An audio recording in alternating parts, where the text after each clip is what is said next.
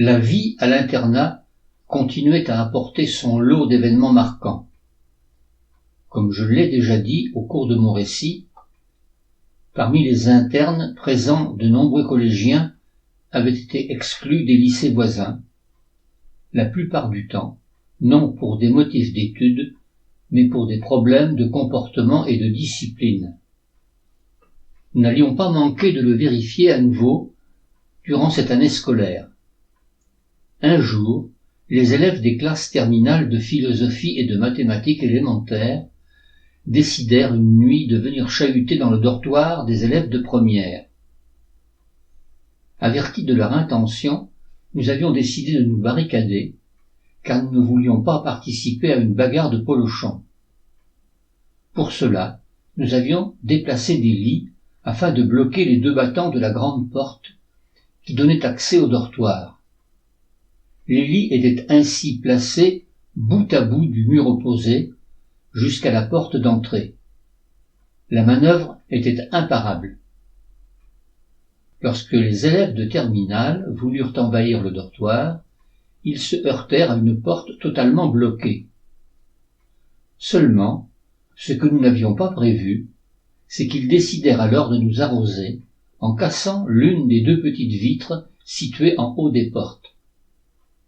L'un des assaillants, Lionel Chalais, que l'on avait joliment surnommé Misaille, eut égard à son origine agricole, était une force de la nature.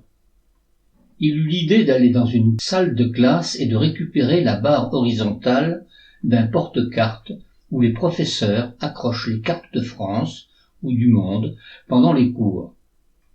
Ces barres, qui mesurent environ un bon mètre, sont creuses. Il avait rempli un seau d'eau et à l'aide de ce tube, il se mit à nous asperger. Notre camarade Berthaud, celui qui s'était déjà distingué par ses essais de lancer de l'assaut, lui répliqua en lui balançant de l'eau par la vitre brisée. Cela faisait un tel raffut que M. Boulareau, le surveillant général, finit par entendre le vacarme. Rappelons que son appartement se trouvait au rez-de-chaussée du bâtiment, juste en dessous des dortoirs. Il finit par venir voir les raisons d'un tel chahut. À son arrivée dans le couloir du premier étage, les terminales s'enfuirent et se réfugièrent dans leur dortoir. M. Boulareau tenta à son tour d'ouvrir la porte que nous avions condamnée.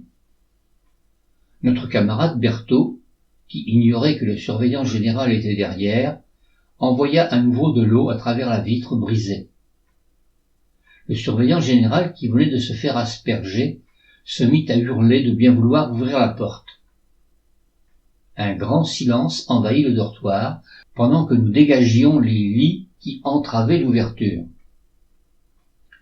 Le surveillant pénétra dans le dortoir et constata les dégâts.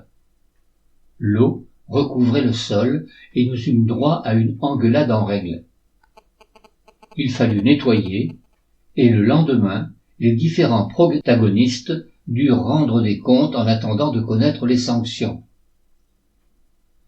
Un autre événement survint au cours du printemps de l'année 1957. Tout près de Saint-Jean-d'Angély, les troupes américaines étaient stationnées à Fontenay. Cela donnait lieu à un trafic de cigarettes. Un jeudi matin, alors que les cours étaient inexistants, nous vîmes arriver un camarade externe qui souhaitait parler à notre camarade interne Jean-Louis Roulin. Il venait le prévenir que la douane avait perquisitionné chez lui à la recherche de cartouches de cigarettes. C'est comme cela que nous avons appris que le commerce se faisait jusque dans l'enceinte de l'établissement. Le copain venait mettre en garde Jean-Louis afin que celui-ci vide son casier pour peu qu'il ait entreposé des cigarettes de contrebande. Le copain craignait que la douane vienne également perquisitionner au collège.